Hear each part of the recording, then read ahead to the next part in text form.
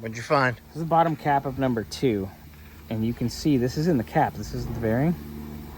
There's definitely some scoring in there, which, look at the back side of the bearing. Yeah. So let me pull that out. Okay, that's down enough to where it's sitting at the ringland. You can see the bearing's been hammered a little bit, but it's not terrible. But look at there's contamination, there's dirt and debris. Mm-hmm. So that tells us when that went, it definitely sent some shmooey. And I mean, I bet you some of that is probably those pits on the end of the cam lobes. Mm-hmm. That material flopping about. So let's pull. What number was that? That was number 2.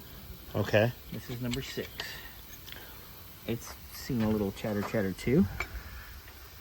But let me push that back down. Look at our bearing. It's got some scoring too and some light scrapes, but it's really not that bad. Like, I have seen ones that are way more beat up. Or I've seen some where it's thin. Yeah, where it's down to the brass. Like, yeah. Yeah, so we have that going for us, but it's not terrible. So Bill, it's not bad. We've seen a lot worse, which we've told you from basically the first deal.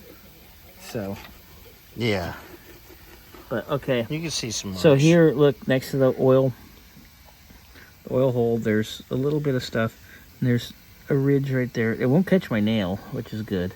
Yeah, so definitely there's been contaminants through it, but it's not where it's killed rod bearings or anything. I mean, it's definitely scuzzy. It definitely needs a bath. And the piston rings. Yeah, it needs, definitely hone it, polish the crank. That's at minimum. Hone, polish crank. Rings. The pistons are still good, and if the... I mean, this turns good when we've seen that, so that's good news. Well, if the rods are in spec, then we'll be happy.